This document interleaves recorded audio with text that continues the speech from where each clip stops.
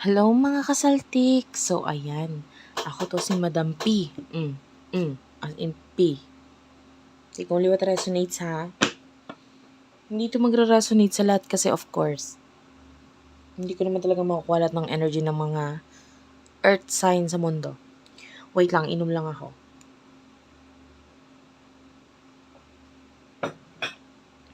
Ayon. Anyway, kung gusto mo pwede ka magpo-personal reading. Kasi, kay Jing Tarot Reader. Yan yung mararecommend ko. Friend ko yan, hindi ako yan ha. Huwag kayong dyan. At ito ay Kasaltik Channel. So, may saltik po ang reader.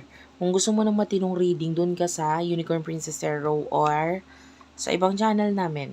Okay? Kasi ito ay for kasaltik only. Pag wala kang saltik, bahala ka dyan. Kung choice mo yan, kung makikinig ka pa rin. Pero, hindi matino itong reading na to. Okay? Hindi matino in a way na, basta ayoko na mag-explain, bahala ka na sa buhay mo. Pwede ka naman lumayas-layas kung gusto mo ng matinong reading. Okay, wait lang ha, may inaayos lang ako. Okay, so start na natin ng reading Earth Sign, Taurus, Virgo, Capricorn. Tignan mo itong deck ko na ito, nakakaasar. Gusto ko siyang gamitin kasi, matagal ko na itong ginagamit. Kaya lang tignan mo naman, sad. Masyado na siyang luma. Hayaan mo na yon. Love life mo naman, ang kwento naman ng love life mo, ang importante, hindi yung card, diba? Anyway, ano meron sa ating mga earth sign? Oy! Ano to? Agad-agad. Temperance, may palaman-laman ka pang ganyan. Nakikita natin meron kang iniiwasan. Ang sarap po, ang cute-cute mo, ba't ka ganyan? May iniiwasan kang tao, pero naghihintay ka sa kanya. Pautot mo, di ba? Ang dami mong nalalaman. Naghihintay ka sa kanya kasi mahal mo siya with the King of Cups. Pero iniiwasan mo siya. Anong pagpapakyut yan? Yung totoo. Bakit ka ganyan? Mahal na mahal mo siya. Ten of Cups is here. Ay, yung iba sa inyo. You do have your Three of Swords. May third panty. O, kaya naman pala. Iniiwasan mo tong taong to dahil may hunyango na katabi ang person na ito. O, ay! Yung iba sa inyo, hindi person mo yung may hunyango. Ikaw mismo. O. Alam mo na yun, bahala ka na doon. So, may third panty, pero mahal mo siya. Tapos nasasaktan ka ngayon, kuno-kuno. Wala ka naman choice eh. Wala ka naman choice kundi masaktan, umiwas, lumayo, maghintay. Yun lang ang choice mo. And so, yun ang ginagawa mo ngayon. Alamin natin tong person mo kung sino ba to. Sino ba to person ng mga earth sign? Oy! Wala siyang pakialam kung umiiwas ka.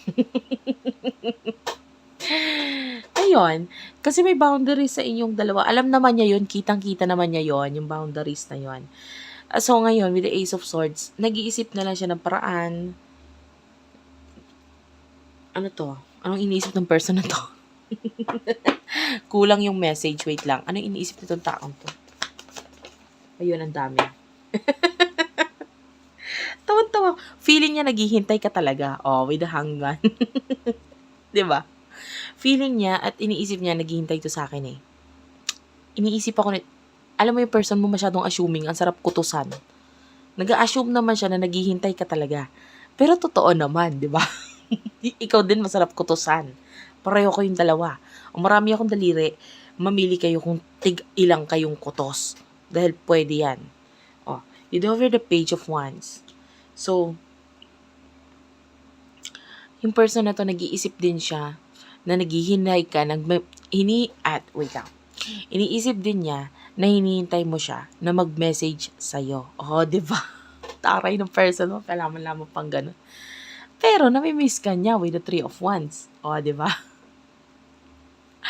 Kuno-kuno, kayong dalawa, ang sarap niyong alam niyo, pag-untugin ba? Kuno-kuno, itong person na ito, nagpo-focus sa mga new beginnings niya. Nagpo-focus sa pera, kunwari lang. No? O, 'di ba? Kasi wala ka sa buhay niya ngayon or wala kang ginagawang action ngayon. Sige, bahala ka, magfo-focus ako sa pera, kailangan yumaman ako, ganyan. Oh, ang taray ng person mo, 'di ba? Pero alam niya naghihintay ka, nagfo-focus lang siya sa pera kasi nagpapa-cute siya, alam mo 'yon. Hard to get. Anyway, anong emotion mo sa person na ito? Page, isa ka pa. Isa ka pa. Mahal mo siya with the Four of Cups. Kaya lang hindi ka sigurado. Hindi ka sigurado kung may mangyayari pa ba in the future sa inyo, magre-reconcile pa ba kayo, ganto ganyan. Kasi lalo na with the Hierophant eh. 'Di ba? Yung iba sa inyo masyado kang traditional or isa sa nagiging dahilan or boundaries sa inyo is yung tradisyon, relihiyon, ganon. Okay, yung iba naman sa inyo might be may marriage na involved. Oh. Yan, alin man doon ha, hindi ko sinabi lahat 'yon. Alin doon. So with the Knight of Wands, nakikita natin na there's a lot of passion, gusto mo siya. 'Di ba? Kung pwede lang talaga, bumuka na ngayon din. Oh. Anong ibubuka? Bibig. Oh, 'di ba? Kung pwede lang makipag-usap sa kanya ngayon. Oh. Eh syempre, pag makipag-usap ka, ibubuka mo yung bibig mo. Oh. Yung iba diyan, anong ibubuka? Napapaisip, anong ibubuka? Syempre, bibig. 'Di ba? Huwag tayo masyadong green dito kasi masyadong bawal 'yon. Pero of course, Kasaltik channel to, so ito ay rated as PG. Striktong patnubay ng mga gurang ang kailangan. O, binigyan na kita ng ano ha. Anong emosyon naman na tong abnormal na ito sa'yo?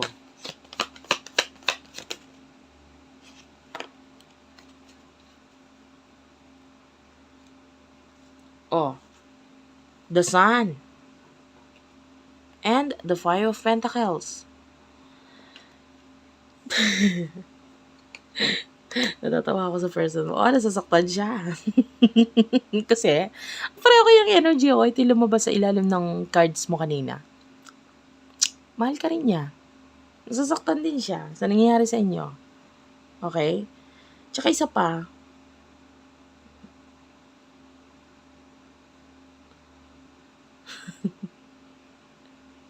either alam niyang wala kang pera, ganon, masaya siya na wala kang pera. Anong kinalaman? Anong kinalaman? Ano ba to? Nakaka-stress. Bakit masaya siya na wala?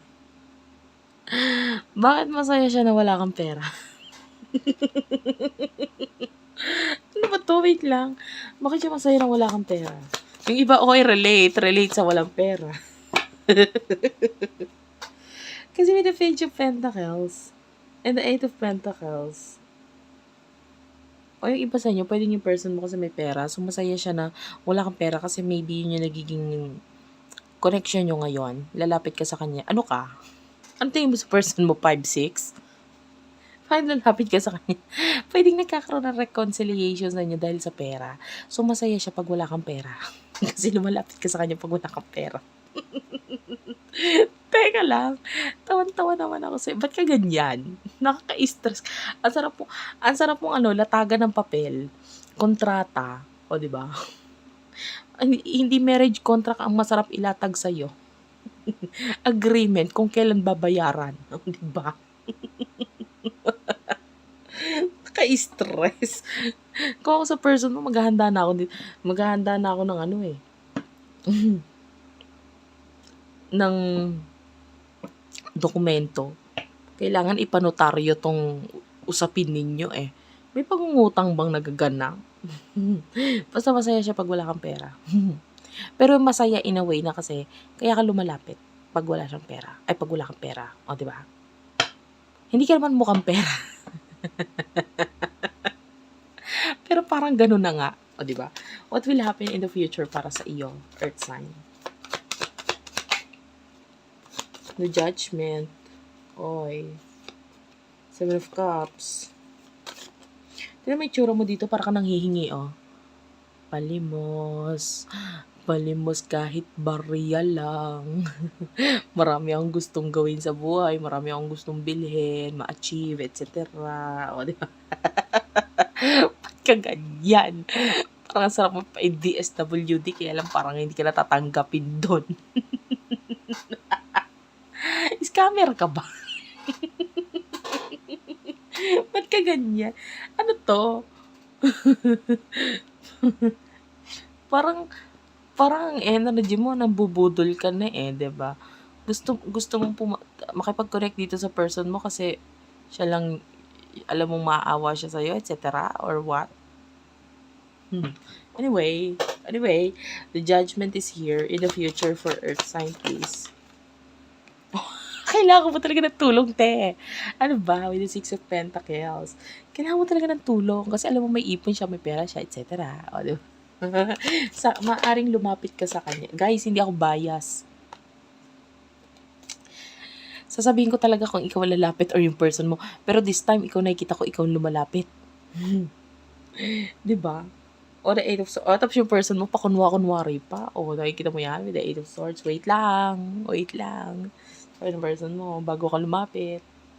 Queen of Swords, itong person mo na ito, pakyot, nakaka-stress, ang sarap tuktukan. Ayun na, with the Two of Swords, nagdidesisyon pa siya. Siya pa yung nagpapakyot ngayon. Kung kailan kailangan mo na kasi gipit na gipit ka na, matatanggalan ka na ng buhok sa kakaisip, sa kaistresan mo. Tapos yung person mo, tsaka pa magpapakyot. Di ba? Nakakaasar. Kung kailangan mo na ng 5-6. Tapos saka naman itong person, bakit na ganito? Dapat love reading to. Bakit papuntang 5-6 talaga tayo? Anyway, tayo magagawa. Wait lang. Wait lang. Ayan, meron ka ditong 5 of Cups. Ano meron dito sa 5 of Cups?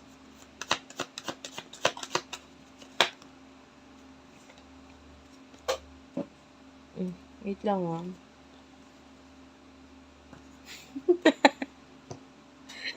Ayun, kaya naman pala. Iba sa inyo, nalulungkot yung person mo, nasasaktan siya kasi wala siya magawa. Oh, di ba? Mangungutang ka pero wala siyang magawa. Bakit? Kasi pwede may problema din siyang kinakarap regarding sa pera. Diba, alam mo yon yung parang, kailangan ko din, alam nga na maibigay ko sa'yo. Gustuhin ko mambigyan ka, wala akong maibigay kasi kailangan ko din, anong gagawin ko? Yung person mo, pwedeng trap siya into something or meron din siyang babayaran na something. May sarili siyang pautang. May sarili siyang utang. Alam nga namang unahin pa kitang pautangin kaysa unahin ko yung babayaran ko, diba? Yung person mo, ganun ang energy niya. Wait lang.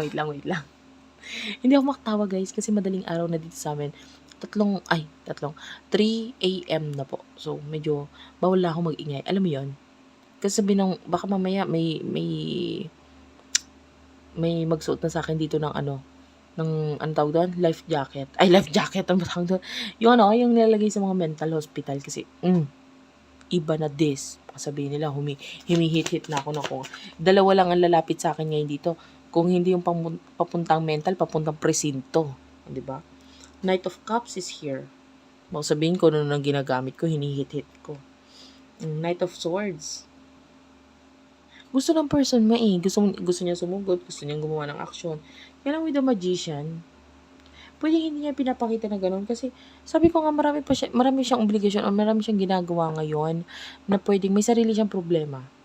Okay, kung hindi ka niya naiintindihan, intindihin mo na lang sarili mo. Huwag mo i-expect yung person na to maintindihan ka ngayon. Dahil siya din, kailangan din niyang intindihin kailangan mo ring intindihin yung sitwasyon niya. Gets mo? Okay, gets. So, anong advice? Doon na lang tayo sa advice. Kanino ka mangungutang? Wait lang. Anong advice? Queen of Cups, 10 of Pentacles, 9 of Pentacles, 10 of Wands. Ano to? Tatawa ako sa energy mo, guys.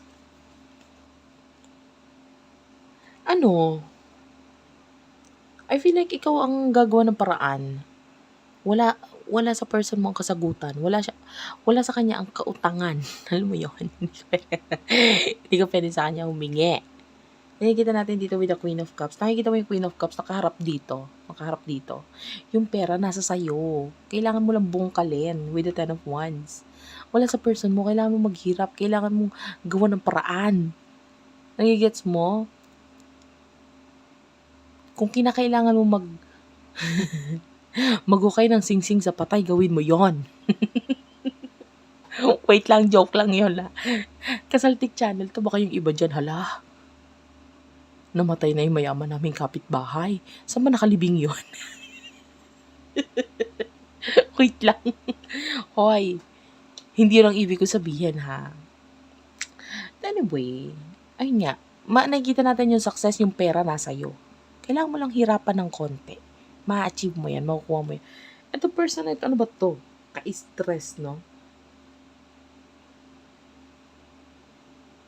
Basta sa ngayon, huwag ka mag-expect sa kanya. Yun lang.